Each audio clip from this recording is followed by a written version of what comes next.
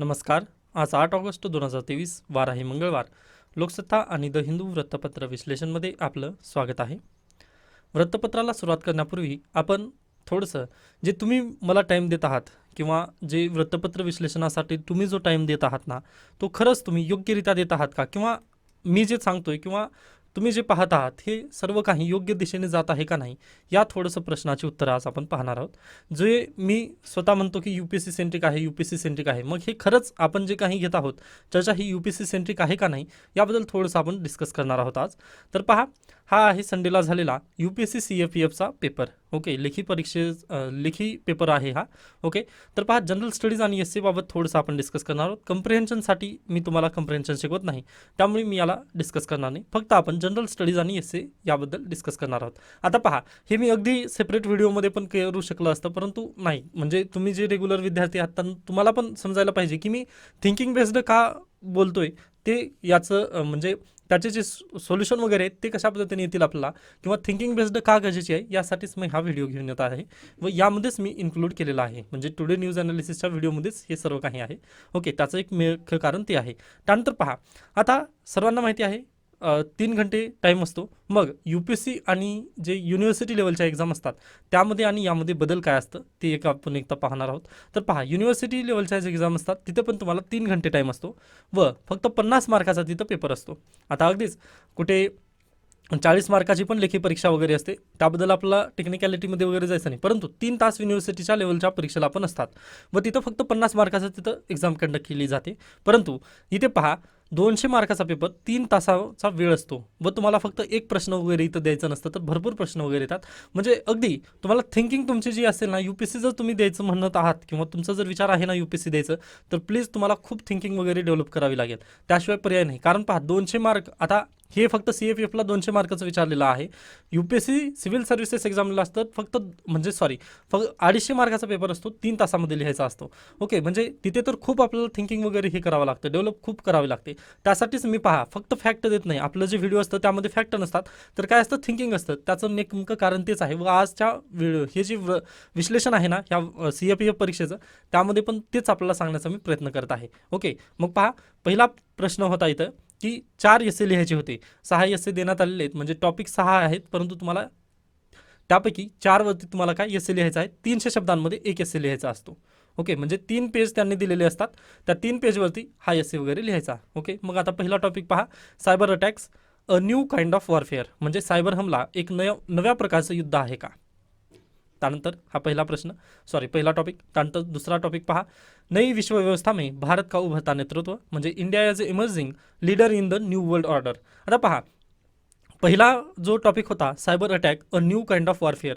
आता मी जे काही तुम्हाला वृत्तपत्र विश्लेषणमध्ये काही म्हणजे हिंट जरी दिली असेल किंवा जे काही तुमच्यासमोर विचार मी मांडलेले असतील, आता डाटा प्रोटेक्शन बिल आलेलं आहे किंवा अन्य काही गोष्टीबद्दल, तेव्हा तुम्हाला त्या बेसिसवरून हा प्रश्नाचं उत्तर लिहिता येईल असं मला नक्की वाटते.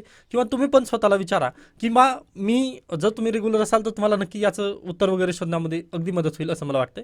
तर पहा, प्लीज तुम्ही पण स्वतःला विचारा की खरंच मला हे उत्तर लिहिता येईल का. ओके, 300 शब्दांमध्ये हा निबंध लिहिता येईल का. त्यानंतर पहा, दुसरं होतं India as a emerging leader in the new world order.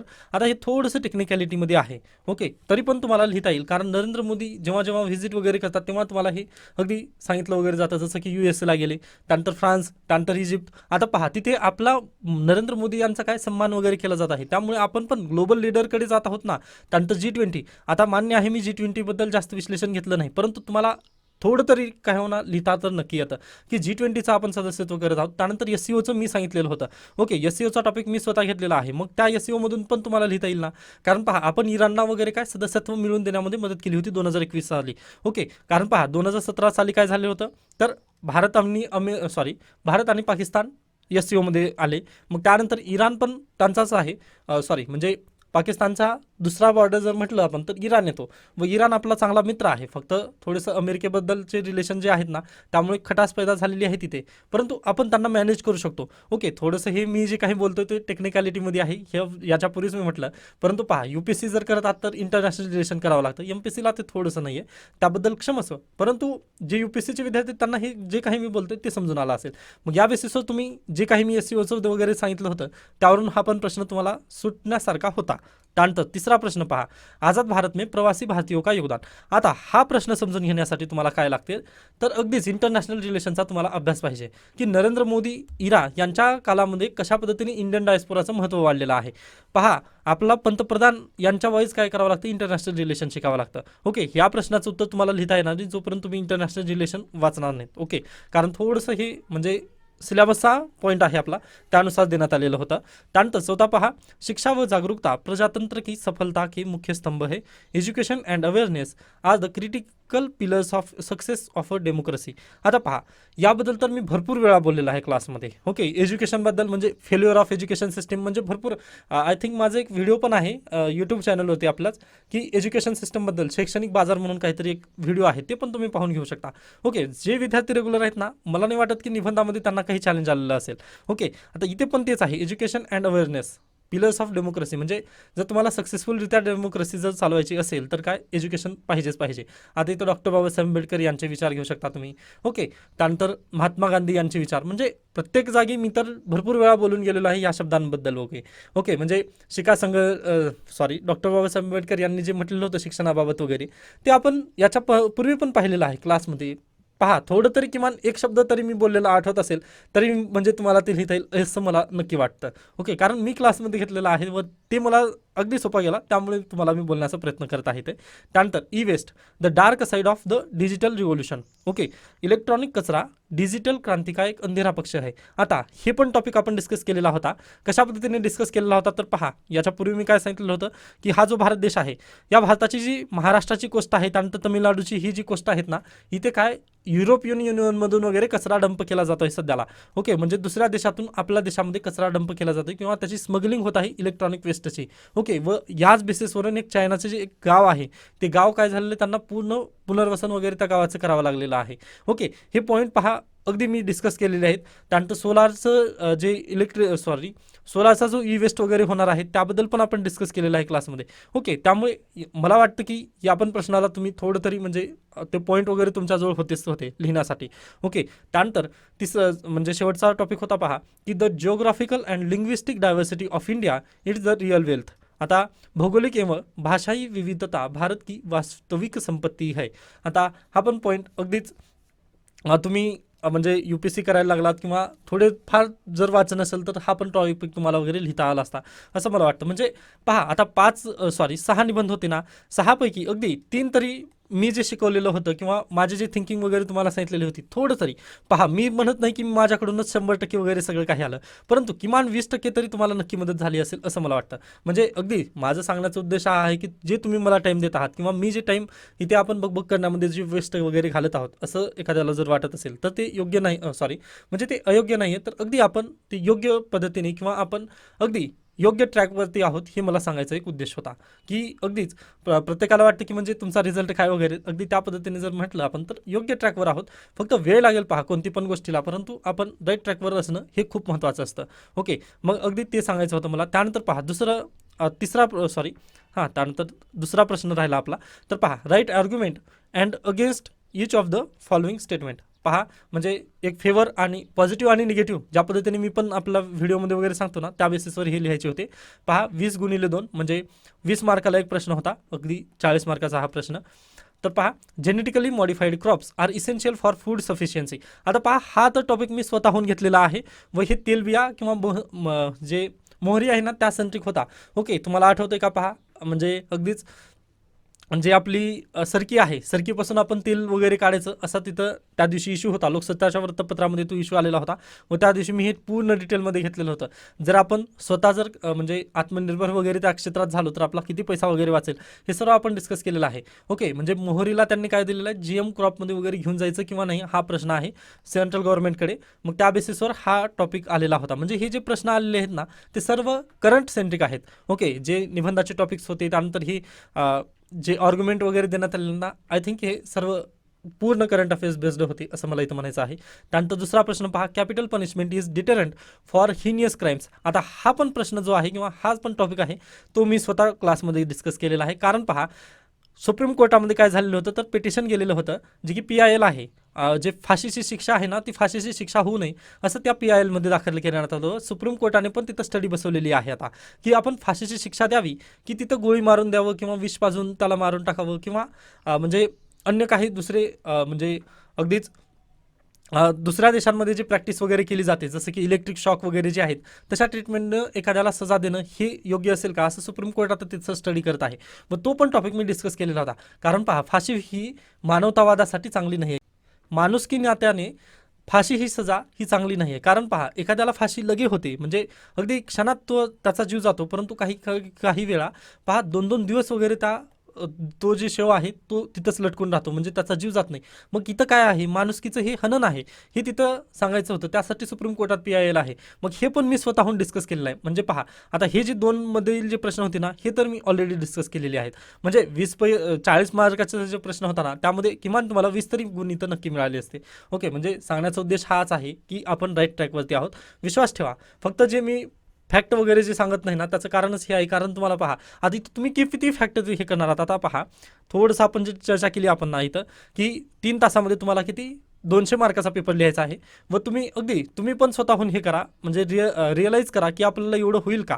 Okay, म्हणजे अगदी कंटेंट खूप असतं. पहा, परीक्षेमध्ये वातावरणच खरंच वेगळं असतं. म्हणजे एकदा तुम्ही नक्कीच देऊन पहा, म्हणजे असं CFF वगैरे देत जायचं, म्हणजे तुम्हाला समजून येतं की आपल्याजवळ कंटेंट खूप होतं. आता माझं पण समस्या तीच होते, म्हणजे त्याला कसं कन्साईज करायचं हा तिथं परीक्षेमध्ये खूप मोठा प्रश्न येतो. ओके, त्यासाठीच आन्सर रायटिंग वगैरे करणं गरजेचं असतं. परंतु एकदा तुमचा जो कंटेंट जे आहे ते डेव्हलप होऊ द्या, मग त्यानंतर आपल्याला पाहता येईल ते. ओके, आता फक्त इथं जे हे करायचं आहे, आपला उद्देश काय आहे तर पहा, पहिला प्रश्न काय होता, 20x4 80 मार्काचा हा पहिला प्रश्न होता. त्यानंतर दुसरा प्रश्न पहा, 40 मार्काचा दुसरा प्रश्न होता. तिसरा प्रश्न 20 मार्काचा. चौथा 15. त्यानंतर पुढे या, पाचवा पहा 4x5 म्हणजे 20 मार्काचा हा प्रश्न आहे. ओके, त्यानंतर इथे ग्रामरचे सेंटेन्स वगैरे लिहायचे असतात. अशा पद्धतीने हा 200 मार्काचा आउट ऑफ पेपर होता. मग 200 मार्काचा पेपर लिहिताना तुम्हाला जर सर्वात प्रथम जर निबंध आले ना, निबंधामध्ये कुठं थांबायचं हा आपल्याला तिथं अगदी समजणं गरजेचं असतं. ओके, आय होप तुम्हाला हे सर्व जे काही मी सांगण्याचा प्रयत्न करतो ते समजत असेल. म्हणजे MPSCचे विद्यार्थी आहेत ना, अगदी त्यांनी पण काळजी करू नका. पहा, अगदी याच्यापूर्वी पण मी सांगितलेलं होतं की रुनवाल सर यांनी जेव्हा मृणाल सरांना भेटले होते, तेव्हा मृणाल सरांनी जे काही म्हटलं ते त्यांनी सांगितलेलं होतं की कोणत्याही परीक्षेमध्ये इकॉनॉमिक्सचा सिलेबस तोच आहे. फक्त घ्यायचं काय आपलं, की कंबाईन परीक्षेला काय विचारलं जातं व UPSC परीक्षेला काय विचारलं जातं, हा तिथं नेमका मुख्य प्रश्न असतो. आता इकॉनॉमिक्सचा सिलेबस सेमच असतो. आता अगदी तसंच आहे, करंट अफेअर्स सर्वांना सेमच आहे. फक्त तुम्हाला घ्यायचं काय तो तिथं मुख्य प्रश्न आहे. आता पहा, इथं जर तुम्ही वेस्ट जर म्हटलात, तर आता कंबाईनची जी परीक्षा वगैरे असणार आहे, त्या वेस्ट बाबतचे कोणते कन्व्हेन्शन वगैरे तिथे झालेले आहेत हे फॅक्ट आहे, जे की MPSCला वगैरे विचारलं जाईल. परंतु UPSCला काय विचारलं जाईल, याच्या सेंट्रिक विचार वगैरे विचारले जातील UPSCला. हाच फक्त आपला म्हणजे UPSC आणि MPSC मध्ये थोडासा फरक आहे. बाकी आय होप तुम्हाला हे सर्व काही योग्यरित्या समजलेलं असेल, किंवा तुम्हाला म्हणजे जे आपण चाललेलं आहोत हे तुम्हाला पाथ तरी नक्की समजलेला असेल. ओके, त्यानंतर आपण आज फक्त द हिंदू म्हणजे फक्त आपण द हिंदूचं विश्लेषण घेऊन आपण आज थांबणार आहोत. तर पहा, मणिपूर तपासावर देखरेख, सर्वोच्च न्यायालयाकडून दत्तात्रय पडसलगीकर यांची नियुक्ती. समितीचे लक्ष काय असणार आहे पहा, तर हिंसाचारग्रस्तांना मदत, त्यांचे पुनर्वसन, नुकसान भरपाई, जखमींवरील उपचार, त्यांची घरे आणि प्रार्थनास्थळांची पुनरुभारणी यावर त्यांनी काय करणार आहेत, देखरेख ठेवणार आहेत. व पहा, सुप्रीम कोर्टाने ही समिती जी आहे ती CBIच्या वर बसवलेली आहे. म्हणजे CBI जी काही चौकशी करणार आहे ना, त्याच्यावरती फक्त एक रेग्युलेटिंग बॉडी या नात्याने वगैरे ती काम करणार आहे. परंतु ही जी समिती बसवण्यात आलेली आहे ना, पहा, पडसलगीकर यांची जी समिती आहे ही CBIच्या अंतर्गतच काम करेल. म्हणजे CBIचं जे ॲडमिनिस्ट्रेटिव्ह डिपार्टमेंट आहे तिथूनच काम करेल. फक्त CBIवर रेग्युलेशन ठेवण्यासाठी ही समितीचं काम आहे. म्हणजे सुप्रीम कोर्टाने तर खूप बेस्टरित्या चेक्स अँड बॅलन्स वगैरे तर निर्माण केले आहेत. आता त्यानंतर पहा, या प्रश्नामधून बॅकवर्ड लिंकेजेस काय मग, तर इंटरनल सिक्युरिटी हा एक बॅकवर्ड लिंकेजेस आहे. त्यानंतर CBI हे केस्ड पॅरेट आहे, हे सुप्रीम कोर्टाने याच्या पूर्वी 2013लाच मान्य केलं होतं. त्यासाठी पहा, सुप्रीम कोर्टाला आज त्यांच्यावरती निगराणी ठेवण्यासाठी दुसरी समिती नेमावी लागली. आता पहा, कोणता पण इश्यू झाला ना, तुम्हाला अगदी सेंट्रल गव्हर्नमेंट वगैरे काय म्हणतं की आम्ही CBIची चौकशी करू. आता बालासोरमधील जी रेल्वे दुर्घटना झाली तिथं पण त्यांनी CBIची चौकशी बसवली. मग CBIच्या चौकशीमध्ये किती त्यांचं सक्सेस रेट आहे हे कोणी तपासलेलं आहे का, बिलकुल नाही. ओके, म्हणजे अगदी आता सुशांत सिंग राजपूत यांची पण केस गेली त्यांच्याकडे, परंतु पुन्हा त्या केसचं काय झालं हे आपल्याला आणखीन माहिती नाही. ओके, आता पहा 2020 ते 2023 आलं, आता 2023 पण लगेच संपतच म्हणा. तर अगदी तसं जर विचार असेल किंवा तसं जर असेल तर सीबीआयचं मग मुख्य काम काय आहे, हा तिथं नेमकं प्रॉब्लेमॅटिक प्रश्न सुप्रीम कोर्टाला पण निर्माण झाला. त्यासाठी सुप्रीम कोर्टाने त्यांच्यावरती पण चेक्स अँड बॅलन्स बसवण्यासाठी दुसऱ्या समितीला वगैरे निर्माण केली. मग आता जे इंटरनल सिक्युरिटीमध्ये जे फोर्सेस असतात ना सीबीआय, यावरती पण प्रश्न निर्माण होऊ शकतो. यूपीसी याच्या सेंट्रिक पण प्रश्न विचारू शकते की आजच्या घडीला सीबीआयचं जे काम आहे ते योग्यरित्या चालू आहे का, किंवा सीबीआय खरं म्हणजे सीबीआय जी आहे, सीबीआय जी बॉडी आहे ती त्यांचं योग्य मोठं वगैरे जे आहे ते ध्येय प्रस्थापित करण्यासाठी योग्य बॉडी म्हणून ओळखली जात आहे का, असा जर प्रश्न आला तर तुम्हाला जे काही मी लिंकेजेस वगैरे दिले तर ते तुम्हाला आय थिंक ते लिहिता येतील.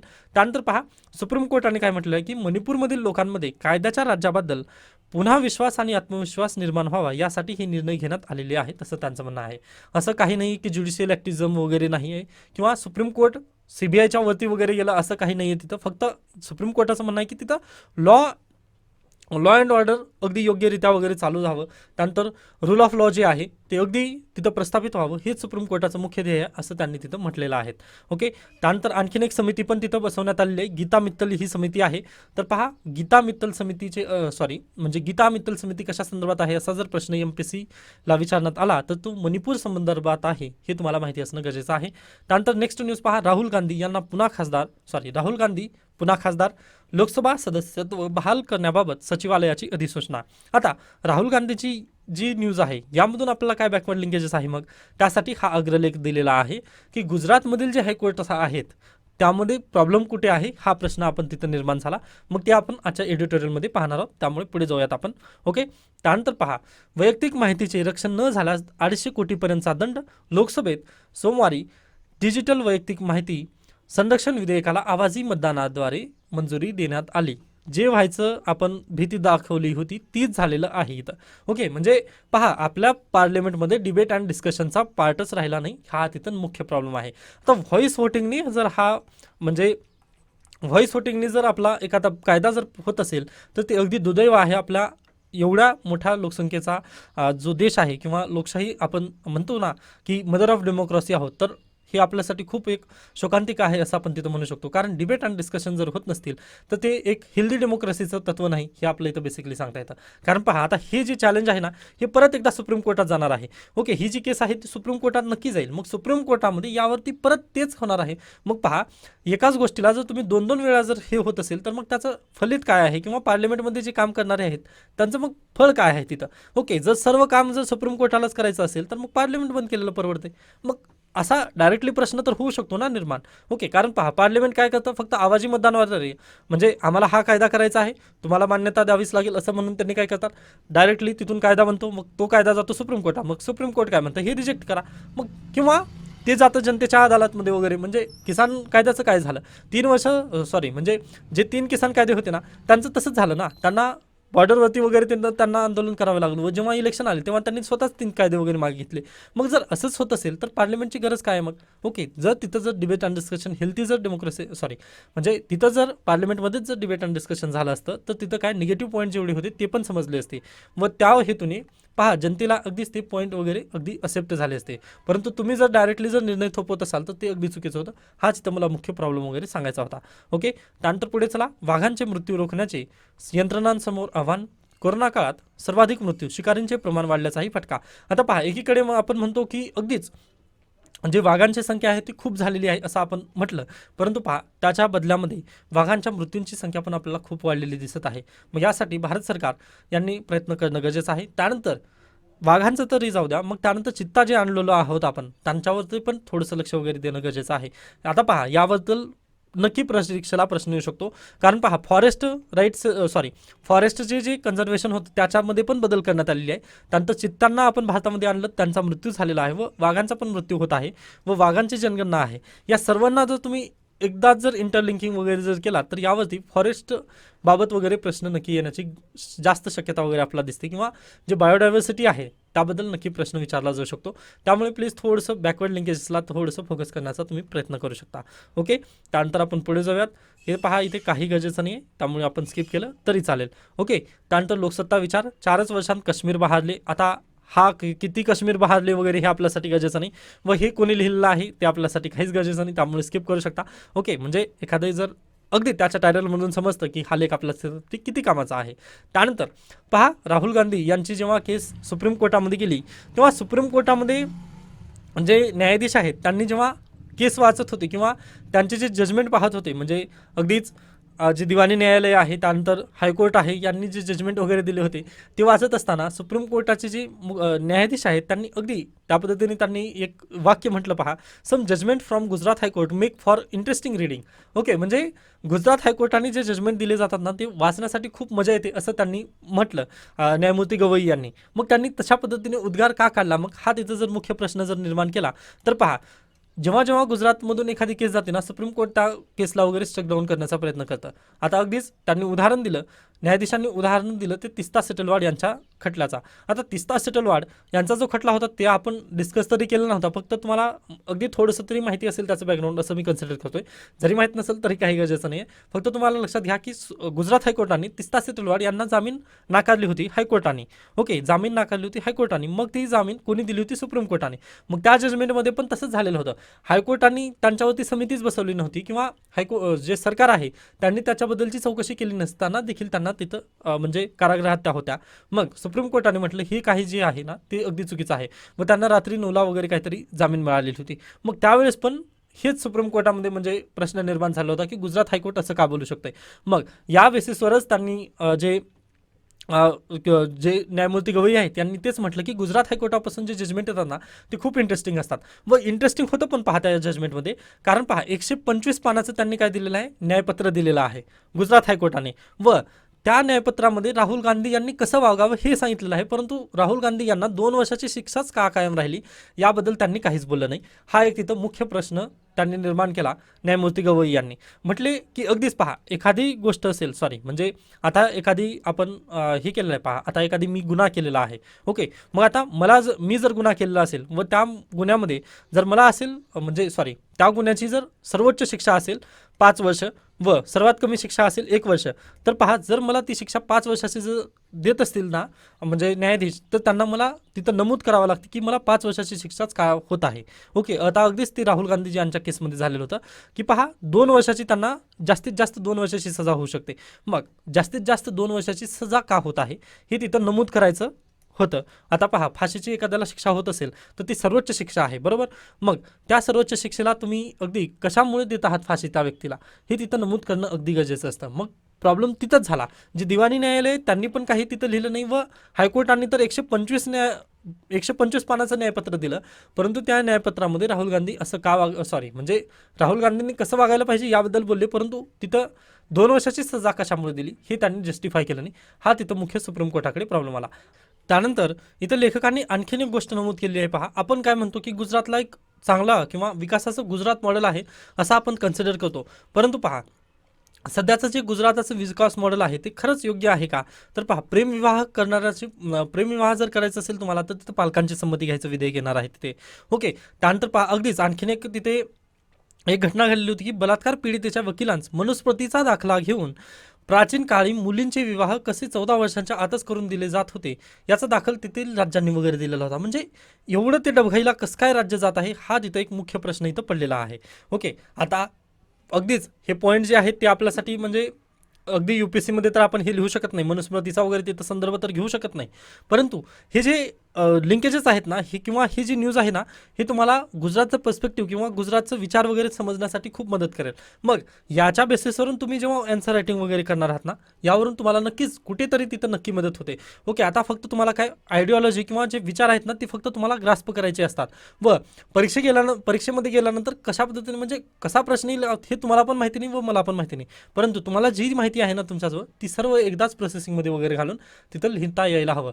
त्यासाठी जेवढे जास्त विचार व जेवढे जास्त बॅकवर्ड लिंकेजेस असतील ना ते आपल्यासाठी बेटर असतं. ओके, त्यामुळेच मी हे घेण्याचा प्रयत्न करतोय. आता लेखकांनी तर म्हटलेलं आहे, मग राहुल गांधी यांचा पक्ष काय करेल ते आपल्याला गरज नाही, किंवा त्यांचा पक्ष आहे ते बघून घेतील. ओके, राहुल गांधींचा जो INC पक्ष आहे तेच ते काय करणार आपल्याला त्याच्याबद्दल काही गरजेचं नाही, परंतु आपला भारत देश त्यानंतर आपली जी न्यायव्यवस्था आहे ती अगदी एक म्हणजे कुठं सॉरी त्याच्यावरती कोणाचंच इन्फ्लुएन्स वगैरे नसू नये यासाठी आपली जी न्यायव्यवस्था आहे ती स्वतंत्र आहे. मग ती स्वतंत्र ठेवण्यासाठी आपल्याला काय करता येईल हे महत्त्वाचं आहे.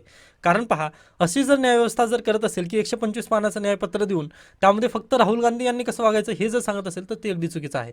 कारण पहा, अगदी आता कोणताही व्यक्ती, आता इथं बीजेपीचे पण त्यांनी दिलेले आहेत ना, म्हणजे त्यांनी काय काय म्हटले होते ते तिथं दिले होते. आता मला त्याबद्दल परत एकदा काहीच बोलायचं नाही आहे, परंतु हे तुम्हाला आय होप समजलेलं असेल की लेखमध्ये मला नेमकं काय म्हणायचं होतं, लेखकाला काय म्हणायचं आहे व UPSC जर प्रश्न विचारली तर तुम्हाला लिहिता यावं, हेच मला याच्या मागचं एक सांगण्याचं कारण होतं. ओके, आय होप हा लेख तुम्हाला मग अगदी योग्यरित्या समजलेला असेल. त्यानंतर पावसाळी अधिवेशनाचं फलित. आता अगदीच अधिवेशन लोकांच्या प्रश्नासाठी असतं, तसंच सरकारच्या प्रशासकीय कौशल्याची परीक्षा तिथं असते, ही जाणीव आहे ना आपल्याला. हे अधिवेशन तर योग्यरित्या पार पडलं, परंतु ते जे प्रश्न विचारण्यात आले ना त्या प्रश्नाची उत्तरं कुठं आहेत किंवा त्या प्रश्नाच्या उत्तराबद्दलचं जे सोल्युशन आहे ते आपल्याला मिळालं नाही, हा एक तिथं मुख्य प्रॉब्लेम आहे. हा लेख तुम्ही वाचून घेतलात तरी चालेल किंवा नाही वाचलात तरी काही यामधून काही बिघडणार नाही, कारण इथं जी आकडेवारी वगैरे आहे ती तुम्हाला पण समजणार नाही व ती आपल्याला लक्षात राहत नाही. प्रॉब्लेम ती आहे. आता इथं पहा ना, तुम्हाला इथं तेच सांगतोय मी की 200 मार्काचा पेपर 3 तासामध्ये तुम्हाला लिहायचं असेल तर परीक्षेमध्ये किती प्रेशर असतं हे तुम्हाला मान्य करावं लागेल व तेवढा डाटा तुम्हाला राहू शकत नाही. तेच माझं कारण आहे. मी फॅक्ट जास्त बोलत नाही, फक्त विचार देण्याचा प्रयत्न करत असतो. विचारांमधून जर तुम्ही ग्रास्प करून घेतलात ना, तुम्हाला कोणतीही घटना लगेच ध्यान राहते. आता तिस्ता सेटलवाड यांची घटना लगेच ध्यान राहिली ना, त्यानंतर राहुल गांधी यांची घटना. आता आपल्याला तिथं फॅक्ट जर पाठ करत बसला असता ना तुम्ही, तर अगदी ते आपल्याला म्हणजे अगदी कुठेतरी ते म्हणजे आपलं विसरलं असतं. त्यानंतर पुढचा लेख पहा, संयुक्त चिकित्सा समितीकडे विधेयक जाणे म्हणजे नेमके काय. आता पहा, हा जो लेख आहे तो अगदी जे विद्यार्थी पॉलिटीची स्टडी केलेले आहेत किंवा राज्यघटना त्यांची जर चांगल्या पद्धतीने स्टडी झाली आहे त्यांना हा लेख माहिती असेल. ज्या विद्यार्थ्यांना माहिती नाही, म्हणजे त्यांनी पॉलिटी शिकलेलं नाही, त्यांनी हा लेख वाचून घेऊ शकता की म्हणजे नेमकं तिथं काय होतं. आता हा डायरेक्टली सिलेबसचा सेंट्रिक आहे, त्यामुळे मी याबद्दल डिस्कशन वगैरे करत नाही आहे. ओके, त्यानंतर लोकसत्ता सत्ताकारण आहे, काही गरजेचं नाही आपल्यासाठी. ओके, स्किप करू शकता. त्यानंतर करिअर वृत्तांत. ओके, ठीक आहे. त्यानंतर स्पोर्ट्स न्यूज व अशा पद्धतीने आजचं लोकसत्ता वृत्तपत्र इथे संपतं. त्यानंतर आज आपण द हिंदू घेत नाही आहे, फक्त मला ते UPSC CFFचा थोडंसं डिस्कशन करायचा होता. त्यानंतर तो जर पेपर पाहायचा असेल तर आपलं टेलिग्राम चॅनल आहे, तिथे मी ऑलरेडी अपलोडेड केलेलं आहे. ओके, तसेच याबद्दल काही शंका काही सजेशन असेल तर तुम्ही नक्की मला सांगू शकता. व पहा, अगदी आपल्यामध्ये पण काही कमी तर नक्की असं असतात. आता मला माहिती नाही की म्हणजे पहा, पाहणाऱ्याला अगदी समजतं की माझी कुठं कुठं गलती वगैरे होते, तर प्लीज तुम्ही मला सजेशन वगैरे देत जा. आपण याला नक्कीच बेटर वगैरे करण्याचा प्रयत्न करूयात. ओके, धन्यवाद.